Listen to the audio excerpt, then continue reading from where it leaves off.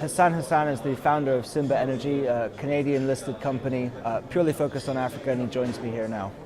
It's a Toronto Stock Exchange listed company, fair to say very frontier, am I right? Yes, focused on right. Africa. Tell us a little bit about where you're involved in. The company was started in 2008 in Liberia, where we found some oil seeps and received a reconnaissance permit in early 2009. Since then, we focused on overlooked, underexplored basins across Africa. And we have production sharing contracts now from one end of Africa to the other, from Guinea to Kenya. Our three key assets are Kenya, Chad, and Guinea, and we have applications for production sharing contracts in Liberia and Ghana. And we're also looking at other places, always looking for a new opportunity to develop the portfolio. And that's sort of been the driving goal of the company for the last several years. But more recently, we have begun a transition phase in the company to build out our management team, to build out our technical team, and really focus on accreting value from the assets that we have. So we've just completed our first farm out in Kenya to a private company backed by private equity, who are going to drill our first well. We'll get a full carry on that well. We hope to have it drilled by the end of next year, first quarter of 2015, which will be a very exciting time for the company.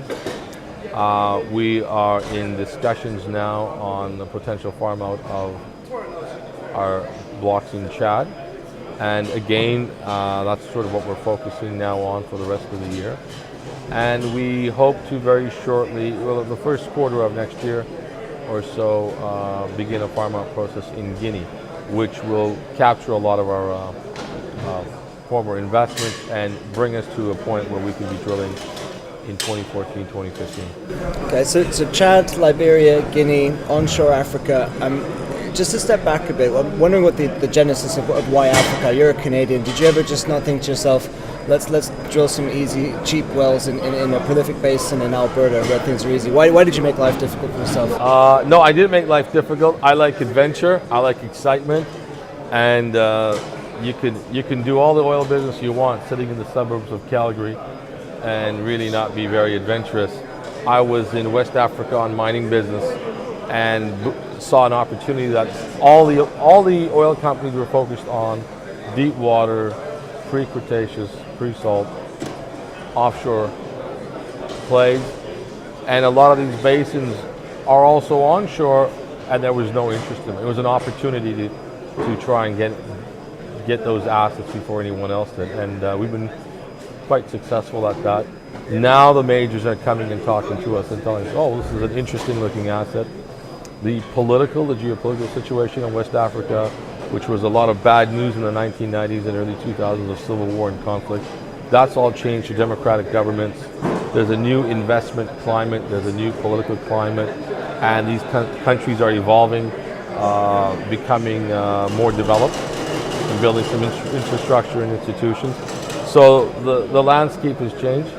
Unlike going in North America, it's going to be very difficult for a startup to go find 100 million or 500 million barrel prospect, whereas in these overlooked, underexplored basins, we have the potential of finding 100 million to a billion barrels field, which you just couldn't find in Western Canada or Western United States anymore.